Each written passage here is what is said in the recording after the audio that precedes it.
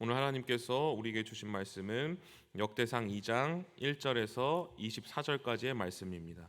오늘은 24절까지만 봉독하겠습니다. 구약성경 610쪽에 있습니다.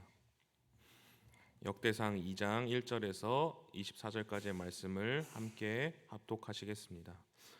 이스라엘의 아들은 이러하니 르우벤과 시므온과 레위와 유다와 이사갈과 스불론과 단과 요셉과 베냐민과 납달리와 갓과 아셀이더라. 유다의 아들은 에르와 오난과 셀라니. 이 세 사람은 가나안 사람 수아의 딸이 유다에게 낳아준 자요.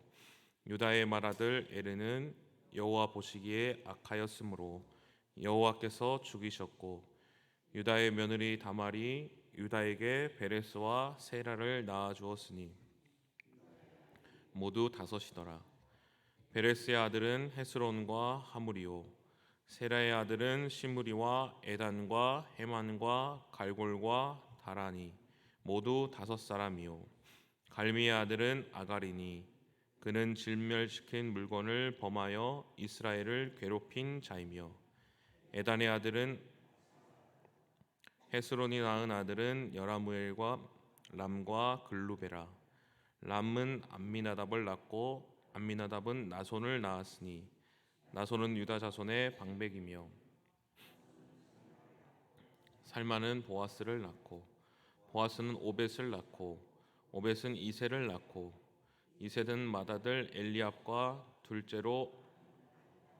셋째로 심므아와 넷째로 느다넬과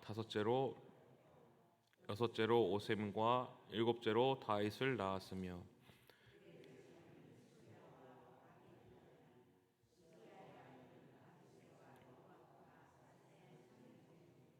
아비가일은 아마샤를 낳았으니 아마사의 아버지는 이스마엘 사람 에델이었더라.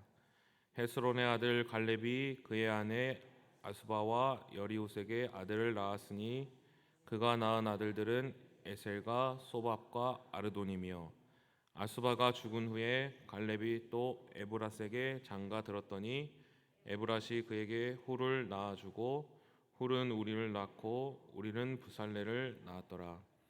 그 후에 헤스론이 60세에 길르앗의 아버지 마길의 딸에게 장가들어 동침하였더니 그가 수굽을 헤스론에게 낳아 주었으며, 수굽은 야일은 길르앗 땅에서 23 성읍을 가졌더니 그술과 아람이 야일의 성읍들과 그낫과 그의 딸린 성읍들을 모두 그들에게서 빼앗았으며, 이들은 다 길르앗의 아버지 마길의 자손이었더라.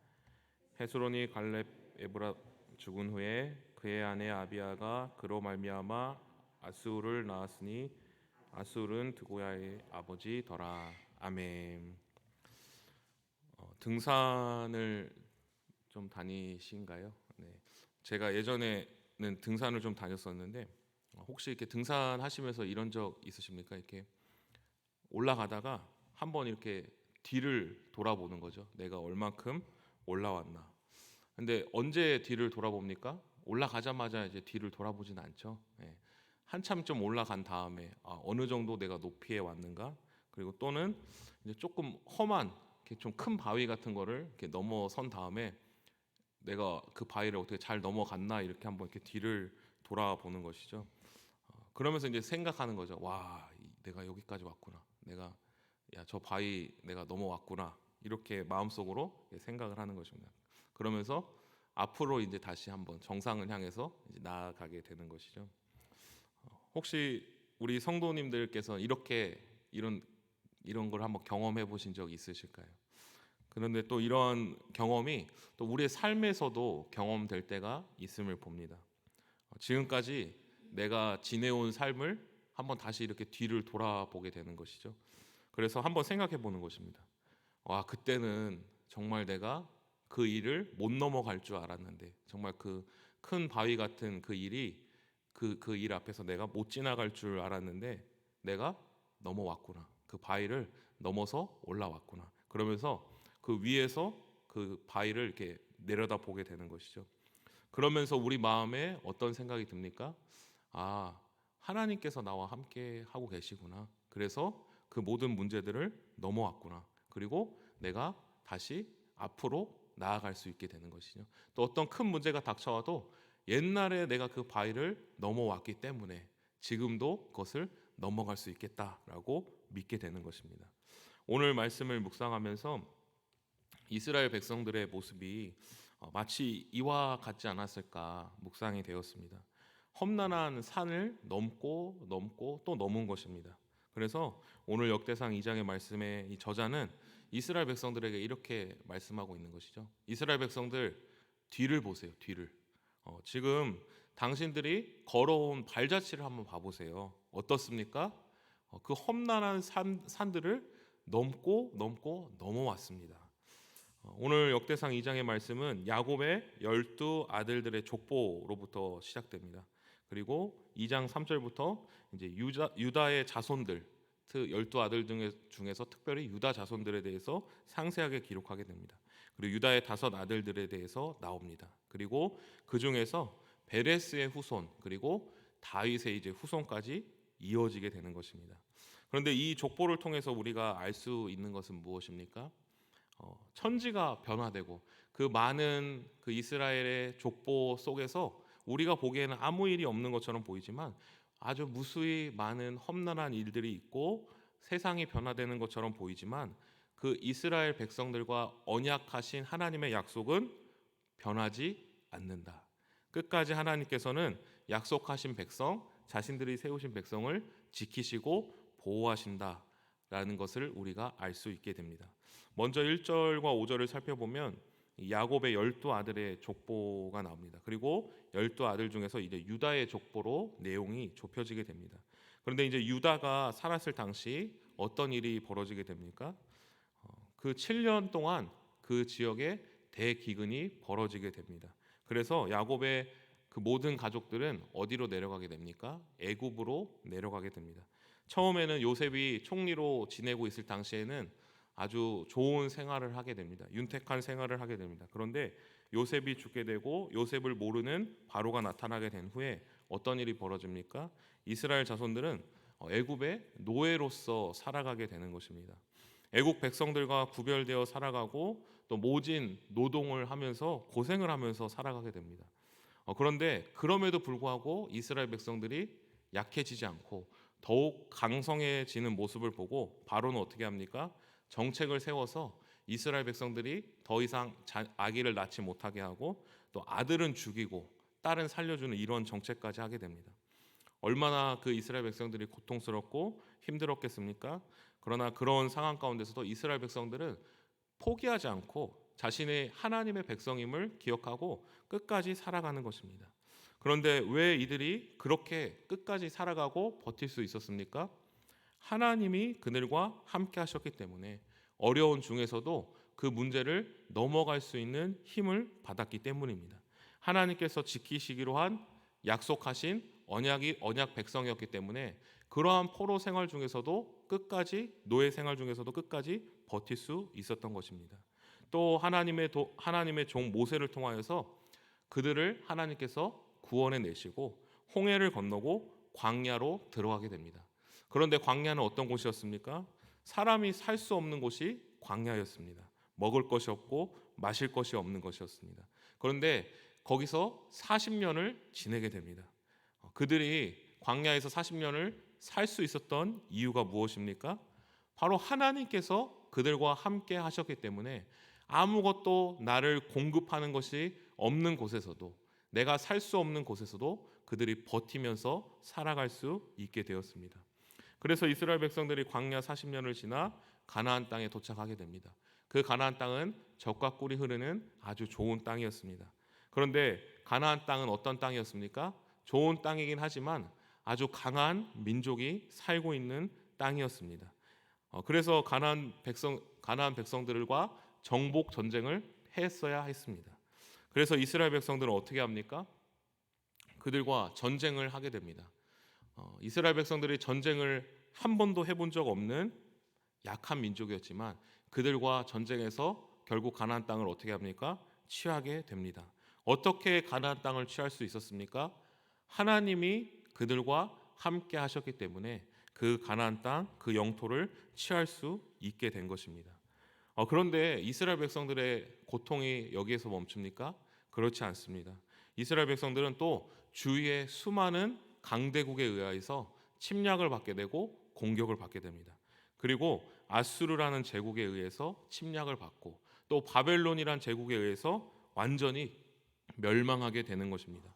그래서 모든 것을 다 잃어버리고 하나님의 성전마저 다 파괴되고 맙니다. 그리고 바벨론 포로에 70년간 포로 생활을 하게 됩니다. 그런데 이러한 와중에서도 이스라엘 백성들이 어떻게 됩니까?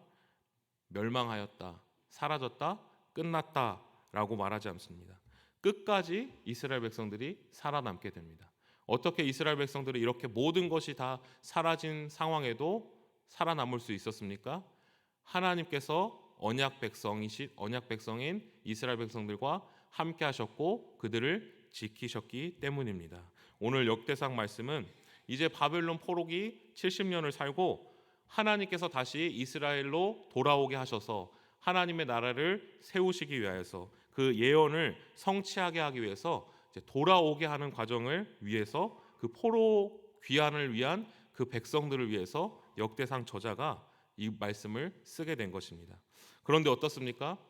이제 포로 70년을 어떻게 살아남아서 다시 이제 이스라엘로 돌아오는 그 여정이 쉽지 않았던 것입니다. 우리가 생각하기에 포로에서 이제 자유롭게 돌아오는구나, 이제 좋겠구나라고 생각할 수 있지만 그렇게 실제로 70년을 지내다가 다시 폐허가 된 이스라엘로 돌아오는 것이 그 여정이 쉽지 않았던 것입니다.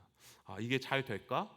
이곳에서 우리가 잘 살다가 다시 우리가 돌아가서 새롭게 그곳에서 터전을 세우고 잘 살아갈 수 있을까? 이러한 문제 앞에 봉착하게 된 것입니다. 그런데 이렇게 새로운 삶의 문제 앞에서 이 역대상 저자는 이스라엘 백성들에게 이렇게 말하는 것입니다. 보십시오. 하나님의 언약한 백성들, 하나님과 함께한 백성들이요, 보십시오. 지금보다도 더 어려운 일들이 여러분에게 있었습니다. 여러분의 조상들에게 이렇게 어려운 큰 문제들이 있었습니다. 큰 바위 같은 문제들이 있었습니다. 그러나 어떻습니까? 신실하신 하나님께서, 이 세상과 만물을 지으신 하나님께서 여러분의 하나님이 되어 주셔서 그 모든 문제를 넘어서게 하셨습니다. 그것을 믿으십시오. 그렇기 때문에 포로보다 더 힘든 상황이었을 때 하나님께서 그 애굽, 세상의 가장 강한 나라를, 가장 강한 권력자의 그 힘을 꺾으시고 여러분에게 자유를 주셨습니다. 또 아무것도 먹을 것이 없고 마실 것이 없는 광야 40년을 하나님께서 공급하여서 지내게 하셨습니다. 걱정하지 마십시오. 이스라엘 백성들이 지금까지 이스라엘 백성의 힘으로 이곳까지 온 것이 아닙니다. 하나님의 은혜로 하나님의 언약 백성이기 때문에 이곳까지 나온 것입니다. 여러분, 힘을 내어서 앞으로 나아가십시오. 하나님께서 너희를 지키십니다. 이렇게 말씀한 것입니다. 우리도 어떻습니까? 저도 오늘 본문을 묵상하면서 지나온 제 삶을 이렇게 되돌아보게 되었습니다. 제가 어떻게 이렇게 목사로서 설교를 말씀을 하게 되었는지 정말 신기하다라는 생각이 들었습니다.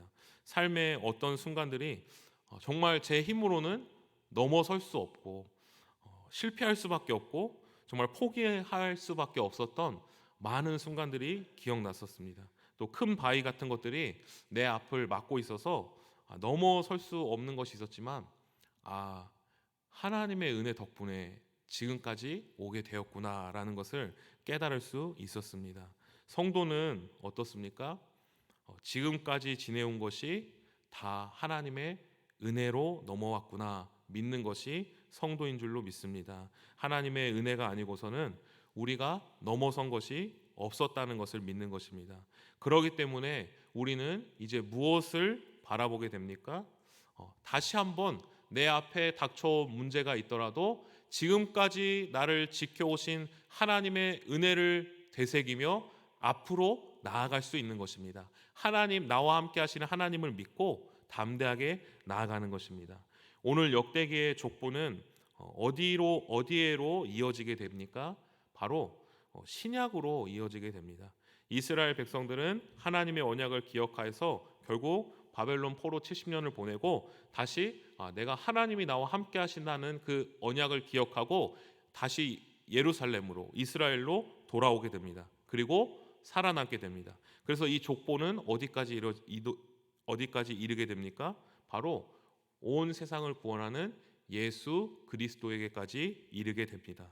하나님께서 우리 앞에 놓여 있는 문제를 극복하게 하시고 또 이기게 하시는 이유가 무엇입니까? 우리를 앞으로 계속해서 전진하게 하시는 이유가 무엇입니까? 바로 예수님을 만나게 하시기 위함입니다. 바로 저 천국으로 우리를 인도하시기까지 우리를 지키시고 우리를 보호하신다는 것입니다.